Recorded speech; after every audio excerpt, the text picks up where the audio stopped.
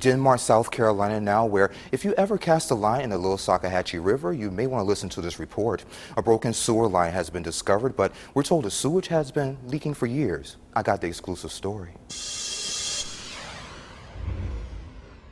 This will probably be the best way to go through and then come over here on that side.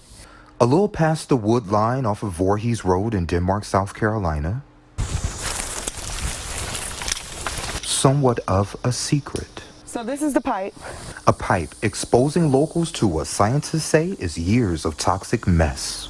Oh my gosh, it had very high levels of E. coli, which is an indicator for sewage. So the residents felt that that water was contaminated with sewage at that point. We proved that they were correct. Dr. Mark Edwards is an expert on water treatment and corrosion. He helped uncover problems involving Flint, Michigan's water. He says that after this discovery, he was told not to come back to town. They actually called my boss at the university and said, get that professor under control, and tried many things to keep us away.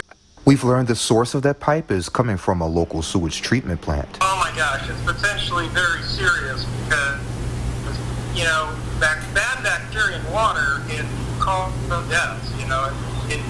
It's not treated properly. The fact that the town won't let us sample, it really raises suspicion. There's just no legitimate reason for not letting the residents get samples of their water. The stream of water runs across the street and down into the Little Salkehatchie River. So there's a huge possibility that the fish they're catching are contaminated. Deanna Miller-Berry with Denmark Citizens for Safe Water says that there are too many secrets and unanswered questions surrounding the water situation in the city. And the only thing that we want the mayor to do is work with us. Okay, we're not trying to work against the mayor. The mayor has put us in a position to have to do what we have to do to get the answers that we need. I made a trip to City Hall to speak with Mayor Wright about the issue. While he didn't want to speak on camera when asked about the busted pipe, he said, quote, "I'm not aware of that.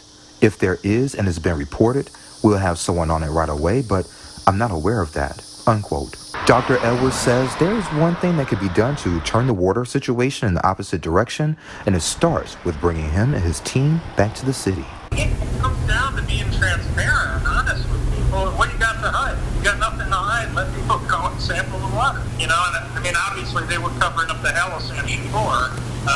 Are they covering something up now?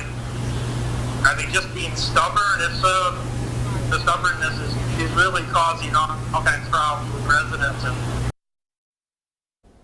And officials say that buildup around the pipe is more than 15 years old.